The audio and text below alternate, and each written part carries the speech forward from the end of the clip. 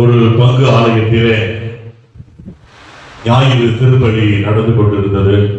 பீடத்துக்கு முன்பாக நிறைய பிள்ளைகள் அமர்ந்து கொண்டிருந்தார்கள். அதிலே ஒரு சிறுவன் பக்கத்திலே உட்கார்ந்து இருக்கிற சிறுவன் சிறுமியை கிள்ளுவதும் அவருடைய முடியை இழுப்பதுமாக பல சேஷ்டைகளை செய்து கொண்டிருக்கிறார். திருப்பலி ஒப்புக் கொடுத்த அந்த தந்தை பிரசங்க மேடைக்கு வந்தபோது அவருக்கு பிரசங்க வைக்கவே முடியல. ஏன்னா அந்த பையன் இங்க குதிரான் அங்கே குதிரான், பின்னாடி திரும்பி பார்க்கறான், இங்க பார்க்கறான், சேஷ்டை பண்ணிட்டே இருக்கிறான். அந்த பிரசங்கத்தை நிறுத்திட்டு அந்த ஃபாதர் என்ன பண்ணாருன்னா அந்த பையனையே பார்த்துக்கிட்டு இருந்தாரா. அந்த பையனை பார்க்கிறதை அறிந்த அவனுடைய தந்தை வேகமாக வந்து தன்னுடைய மகனை தூக்கி கொண்டு 4 வயது 3 வயது இருக்கும் அந்த பையனை தூக்கி கொண்டு ஆலயத்திற்கு வெளியே போகிறார். முடுங்க என்று சொன்னவன் ஆலயத்திற்கு வெளியே போவதற்கு சற்று முன்பதாக நடு ஆலயத்தை அவர்கள் தந்தை அவனை தூக்கி சென்ற போது அவன் மக்களை அங்கு இருக்கிறவர்களை எல்லாம் பார்த்து எனக்காக ஜெபம் செய்யுங்க, எனக்காக ஜெபம் செய்யுங்க என்று அந்த சிறுவன் கத்தினான். அன்புக்குரியவர்களே, ஜெபம் என்பது தேவையில் இருப்போருக்கு மட்டுமல்ல, இறை உணர்வு இருக்கின்ற ஒவ்வொருவருக்கும் தேவைப்படுகிறது. மனித சுவாசம் போல ஜெபம் இருக்க வேண்டும் என்று புனித அகஸ்தீனார் சொல்லுகின்றார். இன்றைய முதல் வாசகத்திலே பார்க்கிறோம், இசையாஸ் இறைவாக்கினர் ஆலய பீடத்திலே இறைவனுடைய தரிசனத்தை அவர் காணுகின்றார். செராபீன்கள் வானதூதர்கள் இறைவனை போற்றி புகழ்ந்து கொண்டிருக்கின்ற அந்த சூழலிலே இறைவனுடைய அழைப்பு அவருக்கு கிடைக்கிறது. ஆனால் தான் தூய்மை அற்றவன் என்பதை உணர்ந்து தூய்மையற்றவர்கள் மத்தியிலே வாழ்கின்றனர் எப்படி என்று கேட்ட பொழுது கடவுள் ஒரு வானதூதரிடம் நெருப்பு கட்டையை கொடுத்து அவருடைய உதடை தொட்டவுடனே இவர் தான் தூய்மையானதை உணர்ந்தவராக யாரை அனுப்புவோம் என்று கேட்ட பொழுது இதோ நான் போகிறேன் என்று சொல்லி தன்னையே முழுவதுமாக கையளிக்கின்றார். இன்றைய 3 வாசகங்களிலே இறை அழைத்தலை நமக்கு எடுத்து காட்டிக் கொண்டிருக்கிறது. இசையாஸ் இறைவாக்கினர் தன்னுடைய வாழ்வு முழுவதும் இயேசுனுடைய பாடுகளை இவர் அனுபவித்தால் பாடுகளின் வெளிப்பாடாக அவருடைய செய்திகள் இருப்பதையும் நாம் காண்கின்றோம். ஆனால் இறைவன் மீது முழு பற்றுறுதி கொண்டவராக இருப்பதை இன்றைய முதல் வாசகம் நமக்கு எடுத்து காட்டுகின்றது. 2வது வாசகத்திலே பவுலடியார் தன்னுடைய வாழ்க்கையின் அனுபவத்தை எடுத்து சொல்லுகின்றார். தமாஸ்கு நகர் நோக்கி கிறிஸ்தவர்களை மூன்றோடு அழித்துவிட வேண்டும் என்று ஆணையம் பெற்று செல்லுகின்ற அவரை உயிர்த்த ஆண்டவர் தடுத்து ஆட்கொள்ளுகின்றார். நீர் யார் என்று கேட்ட பொழுது நீ துன்புறுத்துகிற கிறிஸ்து நான் என்று சொல்லுகிறார். இயேசுவை அவர் துன்புறுத்தவில்லை. இயேசுவின் காலத்திலே பாடுகள் பொழுது அவர் முன் வரவில்லை. புனித ஸ்டீபனை முடியப்பதை கல்லால் எரிகின்ற பொழுது தங்களுடைய மேலுடையை இந்த சவுல் என்ற இளைஞரிடம் ஒப்படைத்து விட்டு சென்றார்கள் என்று சொல்லப்படுகிறது. அப்பொழுதுதான் அவர் அங்கே வெளிப்படையாக காட்டப்படுகிறார். ஆனால் இயேசுடைய பாடுகளின் பொழுது அவர் அங்கு இருந்ததாக தெரியவில்லை. ஆனால் இயேசு நீ துன்புறுத்துகிற கிறிஸ்து நான் என்று சொல்லுவது தன்னை சார்ந்த கிறிஸ்தவர்களை துன்புறுத்துவதே தன்னை துன்புறுத்தியதாக இயேசு பவுலடியாரிடம் எடுத்து சொல்ற சவுலாக இருந்தவர் பவுலாக மாறுகிறார். பார்வை எழுதுகிறார். பல இடங்களுக்கு தமாஸ்குக்கு சென்று இயேசு உயிர்த்து விட்டார், உயிர்த்த ஆண்டவரை அம்மக்களுக்கு எடுத்து இயம்புகிறார். அவருடைய வாழ்க்கை முழுவதும் இறைவனால் தொடரப்படுவதை நாம் பார்க்கிறோம்.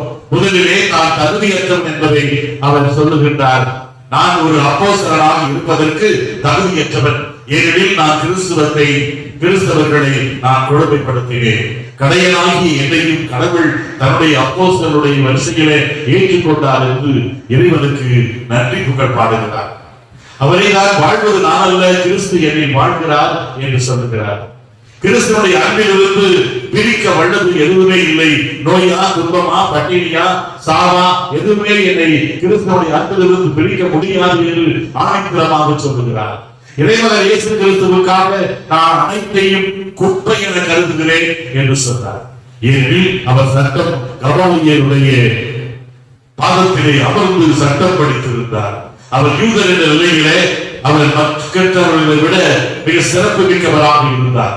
ஆனால் அவற்றை எல்லாம் விட இயேசுதான் எனக்கு முக்கியம், அதுவும் பாடுபட்ட இயேசு, சிலுவையிலே வேதனை உணர்ந்த அந்த இயேசுதான் எனக்கு எல்லாம் என்ற உணர்வு பவுலடியாருக்கு இருந்ததால் தான் பல பயணங்களை அவர் மேற்கொண்டார். அவரே கட்டளையிட்டு காட்டுவார், இத்தனை முறையிலே சிறையில் இருந்தேன், 49 அடியில் சாட்டையால் அடிக்கப்பட்டேன் என்று பலவிதமான நிலைகளை அவர் எடுத்துச் சொன்ன போது கூட கடவுள் மீது நம்பிக்கை கொண்டதை அவர் வாழ்ந்து காட்டினார், வாழ்க்கைகளை செயல்பட்டார் என்பதை அவருடைய திருமுகங்கள் நமக்கு எடுத்து காட்டிக் கொண்டிருக்கிறார். ஒரு குழந்தை பிறக்கிறது, அது பெண் குழந்தை. குறை மாதத்திலே அந்த குழந்தை பிறந்ததால் அதை மருத்துவர்கள் மிகவும் கண்காணிப்போடு பராமரிக்கிறார்கள். இன்குபேட்டரில் வைத்து அது தானாக வளரும் என்ற நிலையை அறிந்த பொழுது அந்த குழந்தையை தாயிடம் ஒப்படைக்கிறார்கள். அந்த தாய் மகிழ்ச்சியோடு அந்த குழந்தையை வீட்டுக்கு எடுத்துச் செல்கிறார். ஓராண்டிலே அந்த குழந்தைக்கு டிப்தீரியா என்ற ஒரு தொண்டை காய்ச்சல் வருகிறது. அதன் பிறகு அந்த குழந்தைக்கு போலியோ நோய் வந்ததால் வலது கால் சூப்பி போய் நடக்க முடியாத நிலை இருக்கிறது. மருத்துவரிடம் அழைத்து செல்கிறார்கள். மருத்துவர் ஒரு இரும்பு பிரேஸ்லெட் போல போட்டு அதை அந்த காலை ஸ்ட்ரெங்தன் பண்ணுவதற்காக குறிப்பிட்ட நேரத்தில் மட்டும் இந்த குழந்தை பயிற்சி செய்ய வேண்டும் என்று சொல்லுகிறார். 4 வயதிலே அந்த குழந்தை அந்த இரும்பு பிரேஸ்லெட்டை போட்டுக் கொண்டு அப்பாவுக்கும் அம்மாவுக்கும் தெரியாமல் தன்னுடைய தங்கைக்கு மட்டும் தெரிகிற போது தானாக தான் போட்டிருக்கிற அந்த பிரேஸ்லெட்டோடு சேர்ந்து கையிலே குச்சி வைத்துக் கொண்டு நடந்தவள் அந்த குச்சியை எடுத்துவிட்டு தானாக நடக்க நடக்க நடக்க ஆரம்பிக்கிறாள். தன்னுடைய பெற்றோருக்கு இது தெரியக்கூடாது என்று தங்கையிடம் சொல்லிக் கொள்கிறார். தங்கையும் பெற்றோருடன் சொல்லவில்லை. மருத்துவ பரிசோதனைக்காக சென்ற பொழுது மருத்துவரிடம் உண்மையை சொல்ல வேண்டும் என்ற உணர்வோடு அவள் சொல்லுகிறார், நீங்கள் குறிப்பிட்ட அந்த நேரத்தில் மட்டும் இந்த பிரேஸ்லெட்டோடு நான் நடக்க வேண்டும் என்று சொன்னீர்கள், ஆனால் ஒவ்வொரு நாளும் பல மணி நேரங்கள் நான் நடப்பேன் என்று சொல்லுகிறார். அப்பொழுது மருத்துவர் பரிசோதித்து விட்டு எந்த விதமான பாதிப்பும் ஏற்படவில்லை அம்மா, நீ நடந்தது நல்லதுதான், தொடர்ந்து பயிற்சி எடு என்று சொல்லுகிறார். அவள் பயிற்சி பெறுகிறாள். ஆஸ்திரேலியாவில் நடந்த ஓட்ட பந்தயத்திலே 400 மீட்டரிலே அவர் பிரான்ஸ் மெடலை பெறுகிறார். 1960 ஒலிம்பிக்கிலே 3 தங்க மெடல்களை பெறுகிறார்.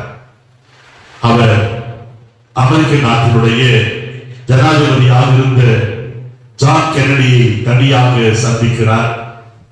அவருடைய பெயர்தான் வில்மா ரூடால்ஃப் என்பவர். தன்னுடைய பயிற்சியால், தன்னுடைய பெற்றோருடைய அன்பினால், தன்னுடைய சகோதரியினுடைய அரவணைப்பினால் தனக்கு இருந்த அந்த உடல் ஊனத்தை அவள் வெற்றியாக மாற்ற முடிந்தது. அவள் அந்த வெற்றியை பெறுவதற்கு அந்த ஊனம் தடையாக இருக்கவில்லை என்பதை அவருடைய வாழ்வு எடுத்து காட்டுகிறது. இன்றைய 3 வாசகங்களுமே நாம் பார்க்கிற பொழுது இசையாசாக இருக்கலாம், பவுல் அடியாராக இருக்கலாம், ராயப்பராக இருக்கலாம், 3 பேரும் தகுதியற்றவர்கள், பாவிகள் என்பதை உணர்ந்து தாழ்ச்சியான மனப்பான்மையோடு இயேசுவை சந்திக்க வருகிறார்கள். ஆகவே அவர்கள் முழுமை பெறுகிறார்கள் என்பதை நாம் பார்க்கிறோம். இன்றைய நற்செய்தியிலே இறைமகன் இயேசு கிறிஸ்து அந்த மக்கள் மீது நன்னெல்லாம் கொண்டவராய் அவர்களுக்காக போதித்துக் கொண்டிருக்கிறார். அந்த கடலிலே 2 படகுகள் இருப்பதை பார்த்து இயேசு ஒரு படகுக்குள்ளே போய் அமர்ந்து கொண்டிருக்கிறார். அந்த படகு ராயப்பருக்கு சொந்தமானது. அவரை சற்று ஆழத்திலே நல்ல சொல்லுகிறார். அந்த படகிலே இருந்து அந்த மக்களுக்கு போதிக்கிறார். அப்பொழுது அந்த தண்ணீரின் வழியாக செய்திகள் நல்லமாக போய் சேரும் என்று சொல்லப்படுகிறது. 2வது, மக்கள் இறைவார்த்தையை கேட்க நெருக்கிக் கொண்டிருந்தார்கள். நற்செய்தியுடைய ஆரம்பத்திலே சொல்லப்பட்டது. பல நேரங்களில் இயேசுவை தொட வேண்டும் இயேசுவிலிருந்து நலம் பெற வேண்டும் என்பதற்காக இயேசுவை நெருக்கி கொண்டு வந்திருப்பார்கள். ஆனால் இன்று இறைவார்த்தையை பெற வேண்டும் என்பதற்காக நெருக்கி கொண்டு வருகிறார்கள் என்பதால் படகிலே இயேசு உட்கார்ந்து அந்த மக்களுக்கு போதிக்கிறார். மக்கள் மீது அக்கறை கொண்ட அந்த இயேசு அந்த சிறியவனை பார்த்து தனிமையாக அவன் மீது அக்கறை கொண்டவராக படகை சற்று ஆழத்திற்கு தள்ளி கொண்டு போய் உங்கள் வலையை போடுங்கள் என்று சொல்லுகிறார். ராயப்பர் யோசித்து பார்க்கலாம். பாரம்பரியமாக மீன் பிடிக்கின்ற அந்த தொழிலை செய்கிற அந்த குடும்பத்தை சார்ந்த நான் இந்த தச்சன் மகனாகிய இயேசு சொன்னவரை எப்படி கேட்பது என்று கேள்வி கேட்கவில்லை. மாறாக இரவு முழுவதுமே நாங்கள் உழைத்தோம். ஆனாலும் உடைய வார்த்தையை நம்பி நான் வலையை போடுகிறேன் என்று சொல்ல வலையை போடுகிறார்கள். மிக அதிகமான மீன் பாட்டை காண்கின்றார்கள். கிறிஸ்துவோடு இருக்கிற பொழுது அவர்களுக்கு வெற்றி. இயேசுவும் அவர்களை தோல்வியிலே அவர்களை அழைக்க விரும்பவில்லை. வெற்றி அனுபவத்தை தந்து அவர்களை தன்னுடைய சீடர்களாக அழைக்கிறார் என்பதையும் நாம் பார்க்கிறோம். ஆகவே இயேசு பொதுமக்கள் மீது அத்தனை மக்கள் மீது மக்களை கொண்டவர் தனித்துவமான அந்த சிமியோன் மீதும் யோவான் மீதும் யாக்கோபு மீதும் அந்திரேயா மீதும் அக்கறை கொண்டவராக இருப்பதை நாம் பார்க்கிறோம். ஒரு பெரிய கம்பெனி, இன்டர்நேஷனல் கம்பெனி ஒரு புதிய கட்டிடத்தை கட்டி அங்கு பணியாளர்களை வேலைக்கு அமர்த்தினார்கள். பல தரப்பட்ட நாடுகளிலிருந்து அங்கு அவர்கள் வியாபாரம் செய்ய போவதால் பலவிதமான பயிற்சி அளிக்கக்கூடிய பயிற்சியாளர்களை அழைத்து திறப்படைந்த நல்ல ஊழியர்களை தேர்ந்தெடுக்க வேண்டும் என்று அவர்கள் ஒரு நாள் நேர்முக தேர்வுக்கு ஏற்பாடு செய்திருந்தார்கள். அந்த நேர்முக தேர்வு முடிகின்ற பொழுது அந்த கம்பெனியினுடைய முதலாளி அந்த இடத்திற்கு வருகிறார். அவர் காரிலே இறங்கியவுடன் அங்கே ஒரு கிராமத்தான் இடுப்பதை துண்டை கட்டிக்கொண்டு அவரை பார்த்து, ஐயா எனக்கு ஒரு வேலை கொடுங்க. இவ்வளவு பெரிய பில்டிங், இவ்வளவு பெரிய கம்பெனியில எத்தனையோ பேர் கோட்டு சூட்டு போட்டு வர்றாங்க, அவங்களுக்கெல்லாம் வேலை கொடுக்குறாங்கன்னு சொல்றாங்க. ஐயா எனக்கு வேலை கொடுங்கய்யா. அப்பொழுது அந்த முதலாளி அந்த வேலைக்காரனாக துண்டை கட்டி கொண்டு வந்து நின்றவனை பார்த்து, உனக்கு என்னப்பா தெரியும், என்ன படிச்சிருக்க? அதெல்லாம் ஒண்ணும் தெரியாது சார். நீங்க கூப்பிட்ட குரலுக்கு நான் இங்கே இருப்பேன், என்னை வீடுதோ அங்கேதான் இருக்கிறது என்று சொன்னார். சரிப்பா நீ இங்கே வில் என்று சொல்லி அந்த முதலாளி அந்த தேர்வாளர்களை பார்த்து அவர்கள் கொண்டு வந்த அந்த ஆணைகளை பார்க்கிறார். எக்ஸிகியூட்டிவ் ஆபீசர் இருந்து கிளார்க் வரை அட்டெண்டன்ஸ் வரை எல்லாரையுமே யார் யார் இதெல்லாம் அவர்கள் வகுத்து வைத்திருந்தார்கள். அதையெல்லாம் பார்த்துவிட்டு, அது சரி, இவர்களை அப்பாயிண்ட் பண்றதுக்கு முந்தி இந்த வெளியே ஒருத்தர் துண்டக்கடி நிற்கிறாரு, அவருக்கு முதல்ல ஒரு அப்பாயின்மெண்ட் கொடுங்க வாட்ச்மேனாக என்று சொல்கிறார். அந்த மதத்தை அந்த பயிற்சியாளர்கள் எல்லாம் தேர்வாளர்கள் எல்லாம் கோபப்படுகிறார்கள். நாங்கள் உலகளாவிய நிலையிலே பல பயிற்சிகளை அளித்து பலவிதமான திறனாய்வுகளை வைத்துக் கொண்டு இத்தனை பேரை தேர்ந்தெடுத்திருக்கிறோம். நீங்கள் படிக்காத ஒரு சாதாரண ஒரு பாமரனை அழைத்து அவனுக்கு முதலிலே வேலை கொடுங்கள் என்று சொல்லுகிறீர்கள், இது எங்களை அவமானப்படுத்துவதாக இருக்கிறது என்று சொன்ன பொழுது அது முதலாளி சொன்னாரா, நீங்கள் தேர்ந்தெடுத்திருக்கிறீர்களே இத்தனை பேரும் சயின்டிபிக் அப்ரோச், ரிசர்ச் அப்ரோச் எல்லாம் படித்தவர்கள். ஆனால் 9 மணிக்கு வேலைக்கு வருவார்கள், 5 மணிக்கு போய்விடுவார்கள். அதற்கு பிறகு என்ன நடந்தாலும் அவர்களுக்கு அக்கறை இல்லை, கவலை இல்லை, பொறுப்பு எடுத்துக் கொள்ள மாட்டார்கள். நான் வந்த பொழுது இவன் என்ன சொல்றான் தெரியுமா, என்ன படித்திருக்கிறாய், என்ன அனுபவம் என்று கேட்ட பொழுது, ஐயா கூப்பிட்ட குரலுக்கு நான் இங்கே இருப்பேன் என்று சொன்னான். எபிலிட்டியை விட அவைலபிலிட்டி தான் எனக்கு முக்கியமாக தெரிகிறது. ஆகவே இப்படிப்பட்ட இந்த நாளும் இந்த தேவையும் இவர்களிலே இருக்கிறது என்பதை நான் உணர்கிறேன் என்று சொன்னார். அப்பொழுதுதான் அந்த புகழ்பெற்ற தேர்வாளர்கள் எல்லாம் தலைகுனிந்து போனார்கள். அந்த முதலாளியுடைய அந்த ஈடுபாடு மனிதநேயத்தை பார்த்து.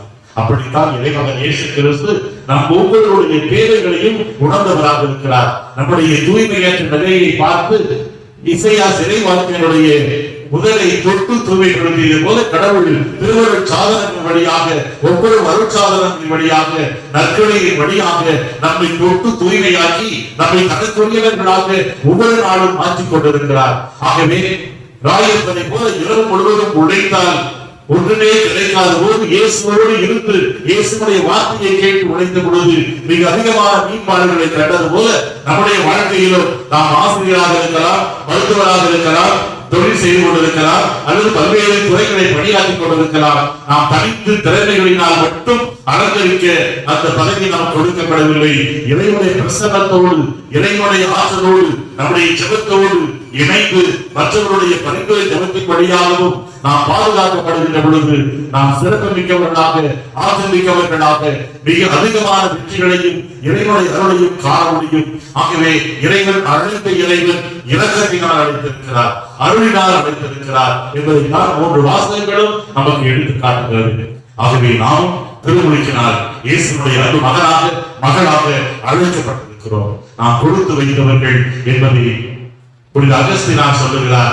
கடவுளின் சாயலாக படைக்கப்பட்ட நாம் கடவுளின் சாயலை பெறுகிற வரை முழு நிறைவை நாம் அடைய முடியாது என்று சொல்லுகிறார். கடவுள் தன்னுடைய படைப்பை இன்னும் முடித்துக் கொள்ளவில்லை, நம்மை இன்னும் படைத்துக் கொண்டே இருக்கிறார். பல நேரங்களில் நம்முடைய பிள்ளைகளை நாம் சாடுவோம், என்ன இப்படி இருக்கிறாய், உருப்படாமல் இருக்கிறாய் என்று சொல்லி அவர்களை இன்னும் உரு கொடுக்கவில்லை.